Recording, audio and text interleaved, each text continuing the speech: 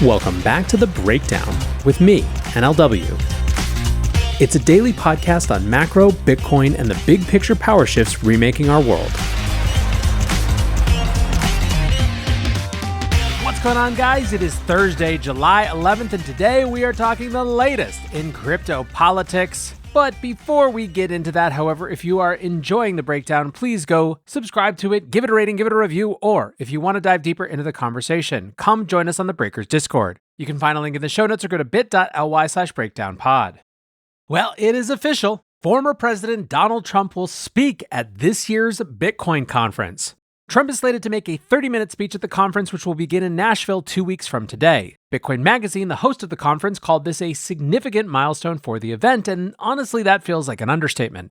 Over the past 6 months, we've seen crypto go from a niche but important regulatory topic in Washington to the community becoming a core constituency for a presidential election. This was underscored earlier this week when Bitcoin and crypto policy became a plank of the Republican platform. What's interesting is that in that party platform, the crypto community represents real people. Millions of crypto owners can show up and vote come November, and many of them spread throughout swing states rather than being concentrated in the big cities. As a constituency, crypto owners represent something fundamentally different from other tech interests and lobbying groups. Coinbase's Stand With Crypto organization demonstrated this clearly, having gathered 1.25 million voters and counting. So far, Republicans generally, and Trump in particular, have embraced this constituency, hearing their policy requests and giving them a seat at the table.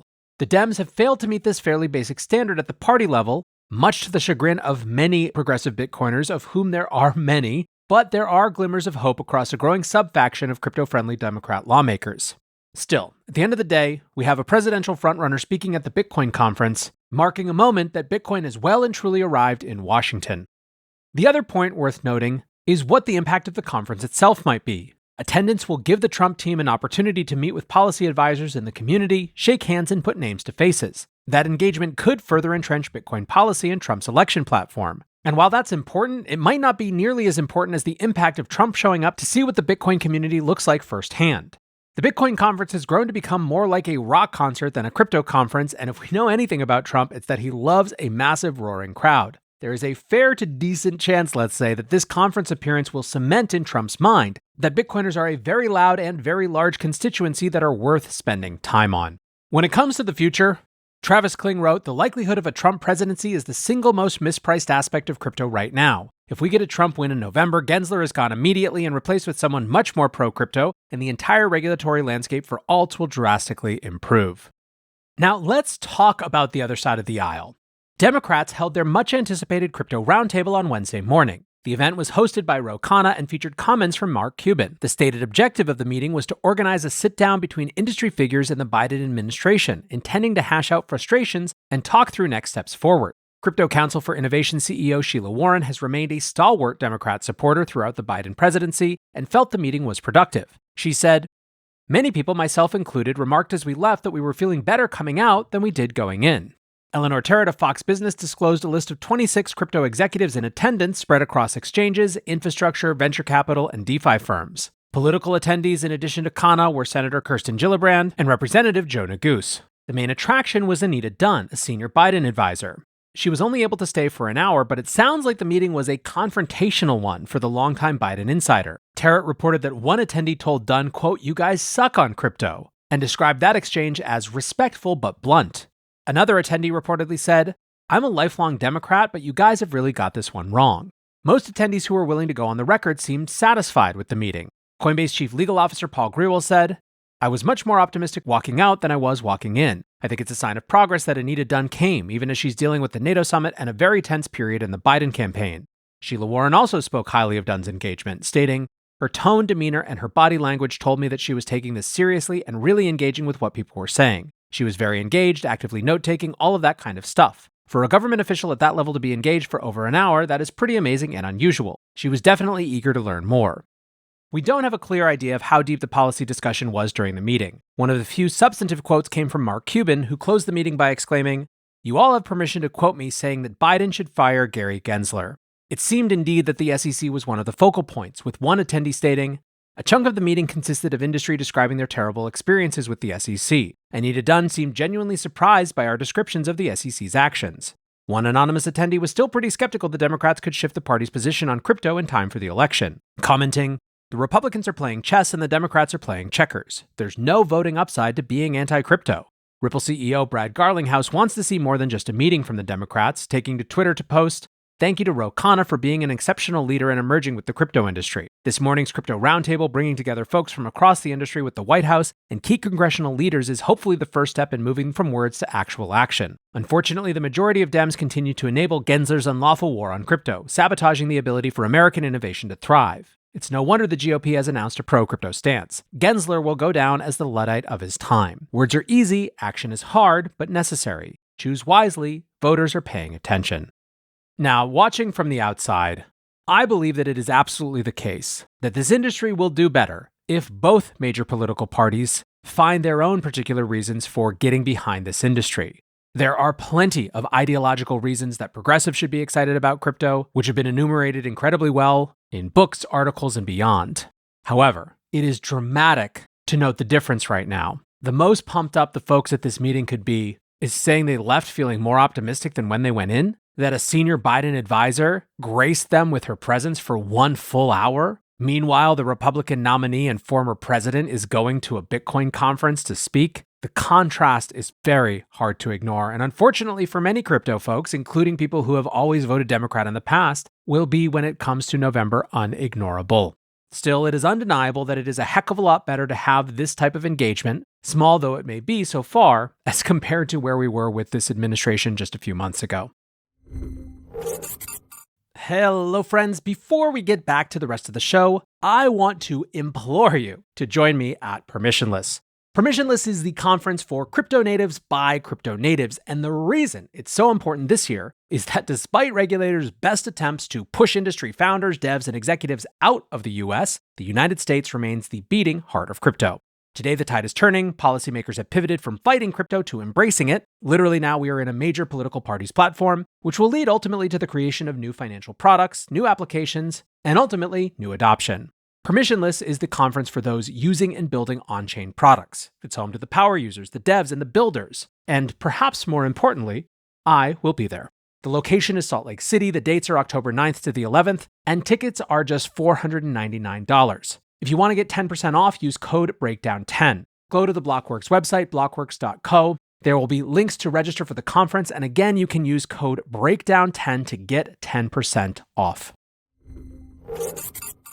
New polling commissioned by Paradigm, meanwhile, shows that Trump's crypto pivot is already paying off. The survey was focused only on Republican voters and sought to take their pulse on crypto policy and financial freedom. The most jarring stat was that 72% of GOP voters are at least somewhat concerned they could lose access to financial services because of their political or religious views. 26% said they were extremely concerned, and non-white voters were far more likely to have a fear of being debanked. And while as tempting as it might be for some to chalk this up to right-wingers reading too much Zero Hedge, frankly, it seems to me that this number is way too large for that to be the explanation. Katie Beaver, the chief legal officer at Paradigm, wrote that any Americans fear personal retribution by financial regulators should shock and shame those federal financial regulators. But maybe it's actually their goal. Get in line or lose your bank account. In general, financial privacy was a massively resonant theme. 94% believe their personal finances should generally be private, and that government agencies, including the IRS, shouldn't have easy access. Of the voters familiar with CBDCs, 68% of them were opposed to being issued in the US, and only 40% were supportive of an official private sector alternative. 84% said they should have the right to send money to another person without a big bank standing in the middle. Demographically, Republican voters were more likely to own crypto than the national average, and again, the numbers skewed towards the non-white segment of the population. 41% of non-white Republicans own crypto, which is fairly close to the 52% who said they own stocks. Republicans are also likely to have larger crypto bags, with 40% of those who own crypto having holdings above $5,000 in value. 87% who already own crypto said they intend to buy over the coming year. The survey showed a huge amount of support for regulatory action, with 60% stating they wanted to see Congress passing predictable rules. Only 16% wanted unelected bureaucrats setting the standards for the industry.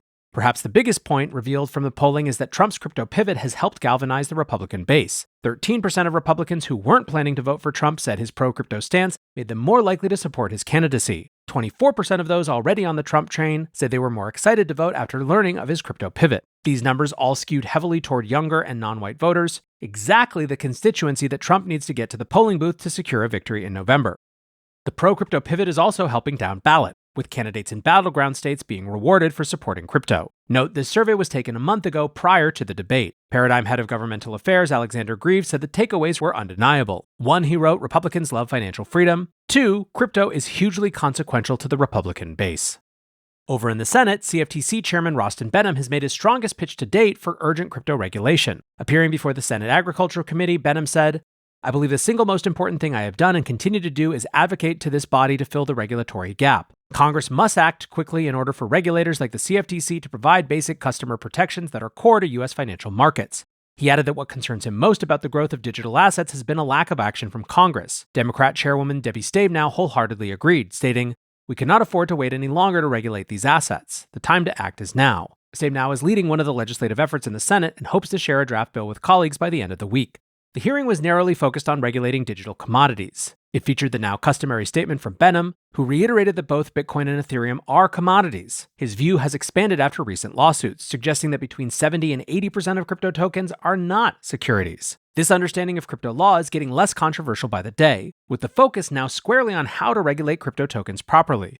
Behnam noted that half of the CFTC's enforcement actions went towards crypto in the past year, adding, it's a staggering statistic for an agency that oversees trillion-dollar markets to have to allocate half of its resources to a market it does not regulate or does not get appropriate funds for. It puts both markets at risk and really exposes the fact that there's so much fraud in the crypto space.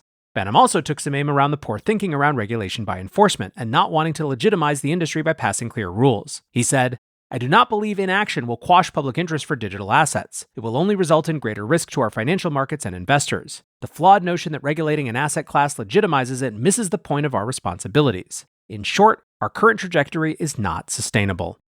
At the end of the day, the hearing was about getting legislation moving in Congress, but some are skeptical. Ranking Republican member John Boozman thinks the bill he is crafting with Stabenow doesn't have a path forward, stating, I and my staff have had numerous meetings with those who would be covered by the proposed legislation. The frank and honest feedback we have received from those discussions does not lead me to believe that the necessary level of support for this proposal will be successful as it currently exists among stakeholders.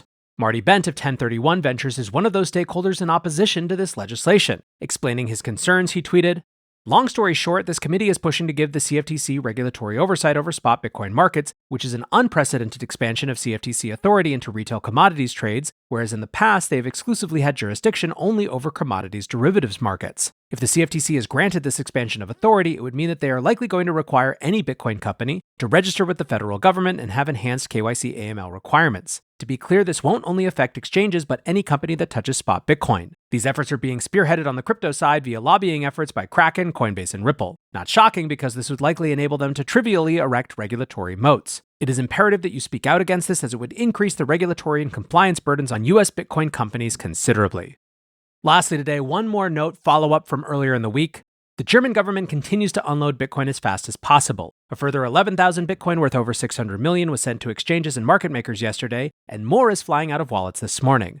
After beginning the summer with more than $3 billion to liquidate, the German government now only has $760 million left. When the selling began 3 weeks ago, it seemed like the supply overhang could stretch out well into next year. Now it looks like the Germans could all be done in just a few more days. After a shaky start, Bitcoin's price seems completely unbothered by the German selling. Greg Cipollaro, the head of research at NYDIG, considered selling pressure from governments and Mt. Gox creditors in a Wednesday note, writing, While emotions and psychology may rule over the short term, our analysis suggests that the price impact from potential selling may be overblown. We aren't oblivious to the fact that other factors may be at play here, but it is reasonable to think that the rational investor may find this an interesting opportunity created by irrational fears. So friends, that is the story from here. Lots continuing to be interesting in this summer Bitcoin market. For now, though, that is going to do it for today's breakdown. Appreciate you listening as always, and until next time, be safe and take care of each other. Peace.